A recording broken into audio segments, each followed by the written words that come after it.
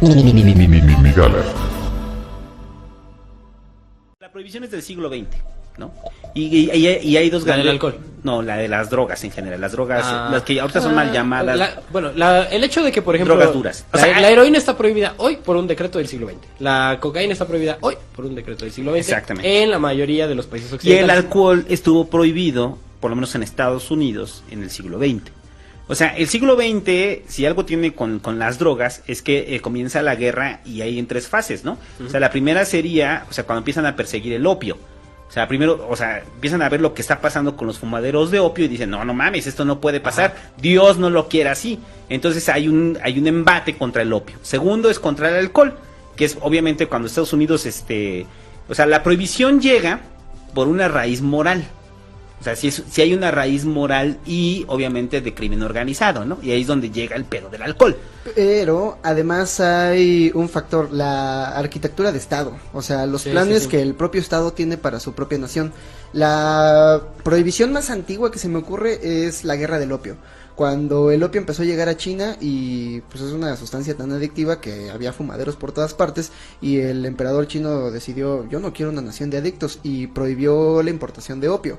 Pero Inglaterra, que tenía como un monopolio del mercado y además tenía armas más grandes, llevó sus buques de guerra hasta las costas chinas y les dijo, no, ahora vas a abrir el mercado y me vas a dejar vender aquí mi opio. ¿Qué pasó? Ahí tienen Hong Kong, una provincia británica en China, güey. Ah, pero no es suficiente mercado para todo el opio que ellos No, querían. pero, o sea, ve la No, consecuencia pero- política y geográfica que tuvo eso. Pero sí, Además, pero sí Un fue movimiento de mercado a pero través sí- de las drogas originó un estado independiente en Que China. hasta la fecha tiene una sociedad completamente separada de la China. Sí, pero eso ya... Continental. sí, a ver, pero es que en el caso de China, o sea, sí en un inicio genera un estado independiente, pero no se debe propiamente al opio.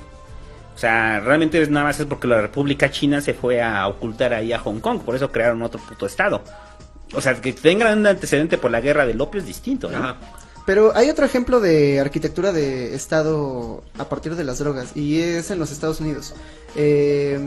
Yo digo que todo esto comenzó en los 60s, durante la guerra de Vietnam, cuando por un lado tenías a los más jóvenes de la generación en una guerra terrible, que no tenían esperanzas de ganar, viendo barbarie todos los días, y muchos de esos soldados empezaron a volverse adictos a la morfina.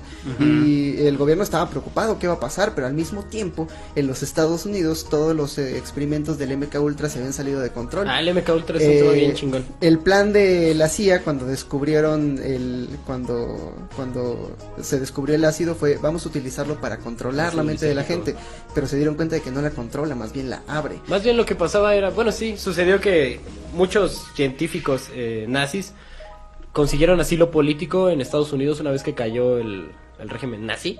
Entonces llegaron a Estados Unidos y los estadounidenses contrataron científicos nazis que ya estaban haciendo experimentos con drogas en Alemania, para que hicieran experimentos con drogas en la sociedad, con la sociedad norteamericana. Hay un video muy interesante que es cuando graban a un soldado al que le acaban de dar ácido y le preguntan cuáles son tus reacciones, y se me hace bien interesante lo que dice, es que hay dos partes en mi cerebro y no sé cuál, pero una está tratando de invadir a la otra.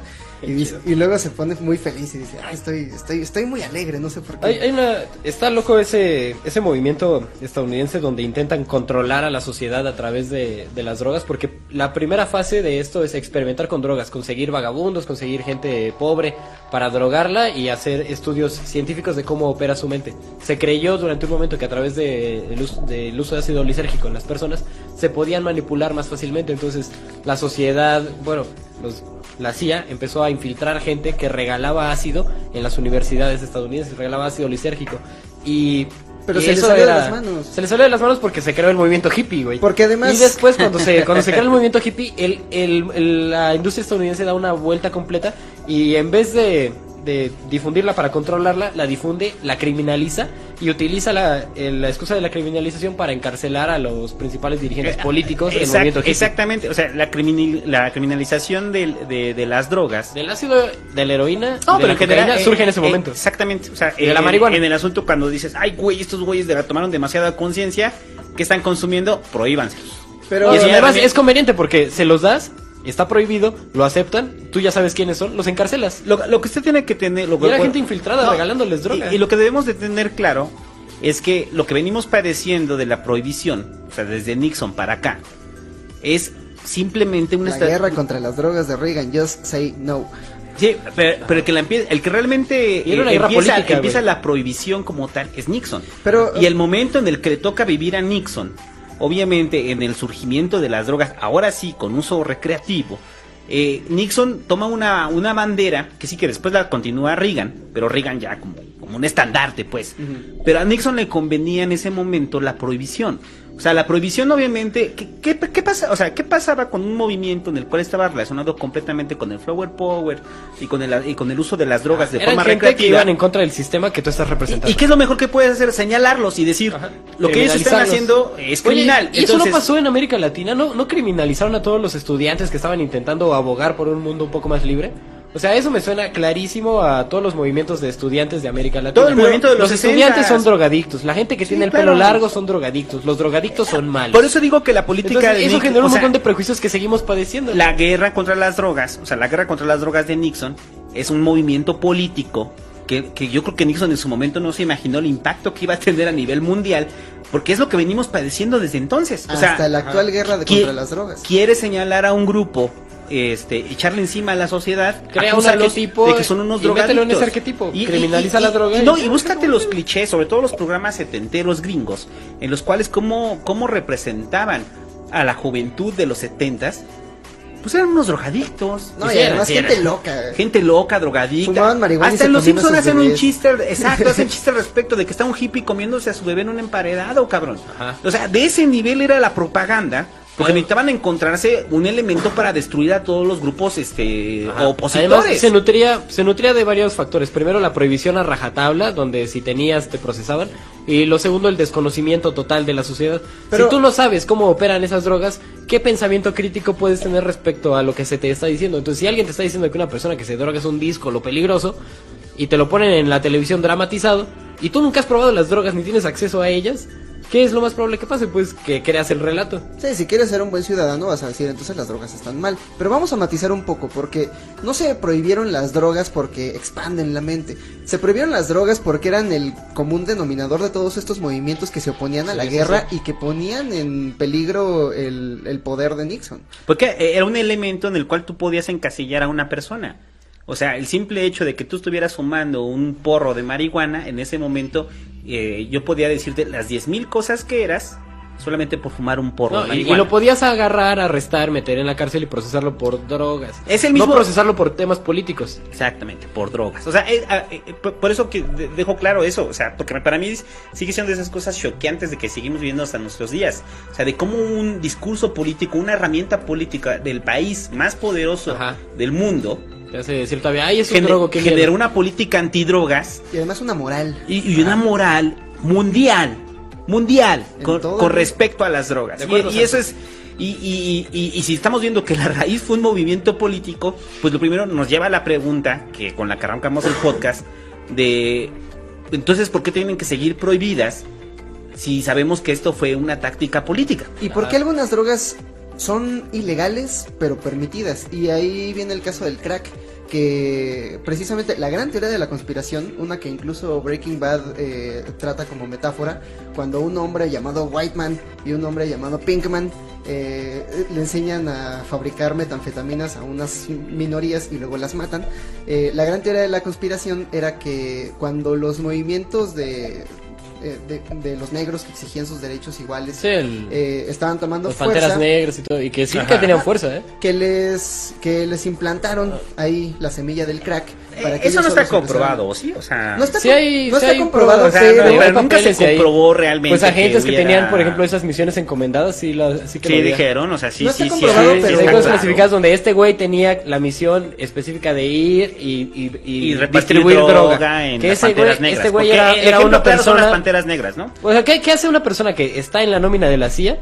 También en la lista de los representantes de Panteras Negras y que además está vinculado No, a puede personas ser que un después, infiltrado, pero de- después fueron procesadas por De eso asuntos a de droga. realmente meter, o sea, no estoy diciendo que no sea así, simplemente es como si hay suficiente evidencia para Más o menos, corroborar eso. No más tengo o menos. Porque evidencia. siempre he tenido Por como el ejemplo, rollo de una que no cosa, hay suficiente La evidencia. evidencia de que eso. hay son papeles que se desclasificaron, donde hay güey que se liberaron así de manera ilegal, donde hay cabrones que estaban adscritos a la CIA y adscritos a programas de la CIA, descritos como programas para entorpecer los movimientos políticos a través de drogas. Ojo, no dudo que lo hayan como hecho. MK Ultra. O sea, simplemente estoy diciendo, tal vez no hay como los oficiales elementos. La prueba son los papeles de MK Ultra, pero no, no, esa, si quieres no, esa respuesta es esa. No dudo que lo hayan hecho porque alguna vez, y ese es un agente de la CIA. Pero quieres pruebas duras, MK Ultra, busca todo lo de MK Ultra. O sea, no me queda duda porque alguna vez entrevistaron a un ex agente de la CIA durante el conflicto cubano, que lo que hacían era en los plantíos de caña, tomar mecheros, ponerle gasolina y prendérselos en la cola a un gato para que quemara el pinche sembradío de caña.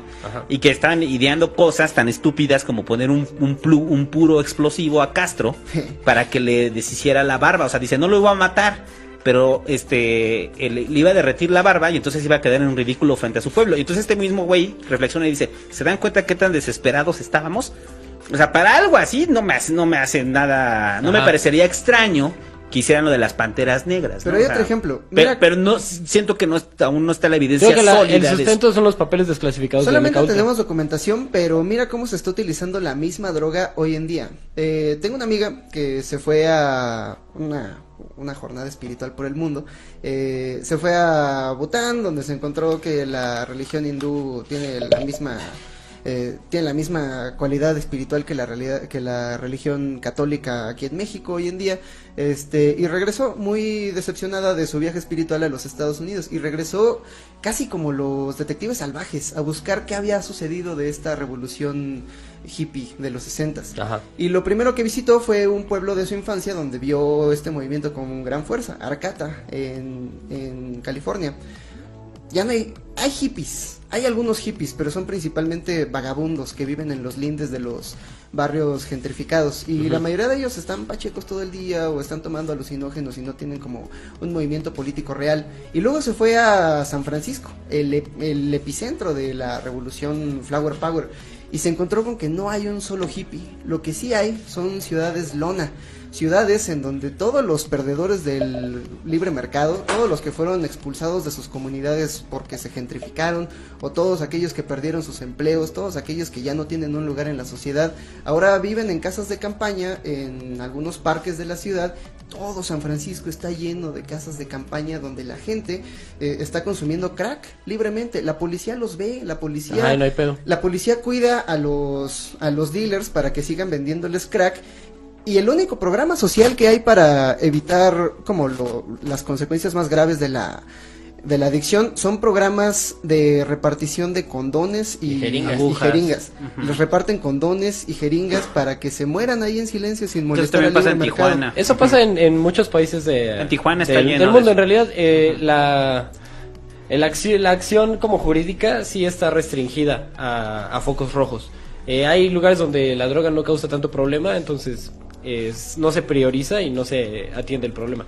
En mi colonia hay güeyes ahí moneando todo el día en la banqueta y nadie hace nada. Entonces, no, es que depende de... Bueno, sí, termina. Si quisiéramos ser muy cínicos, y si el plan de tu ciudad es seguir con el camino del libre mercado y seguir gentrificando colonias, seguirse riendo a pesar de que algunos lloran, y seguirle dando colonias a los desarrolladores de Silicon Valley y que los pobres se mueran en silencio sin hacer mucho problema, pues es un buen plan y así funciona. O sea, esos pobres, pues ¿cuánto tiempo van a vivir ahí moneando? Se van y alguien va a comprar el edificio porque así es el maravilloso mercado. Hay un punto que quiero dejar. Aquí, o sea, es lo que digo. Pues no, aquí, o sea, tú lo viste en la Guerrero, o sea, yo lo vi en Iztapalapa. En las colonias marginales hay gente que se droga. Y les vale verga la prevención. Y la policía les vale madre. Drógate, mátate, güey. O sea, ya cábate, ya eres un problema que ya me está poniendo la frase simple es mátate. Ajá. Es lo que dicen todos. Estoy esperando a que te mueras. No así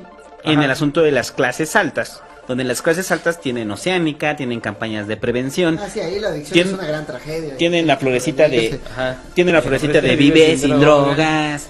O sea, ahí sí es una tragedia, pero si eres pobre, muérete. Si eres pobre y eres drogadicto, y no armes movimientos políticos, no exijas derechos. Exacto. Lo más que vas a obtener del Estado son jeringas limpias.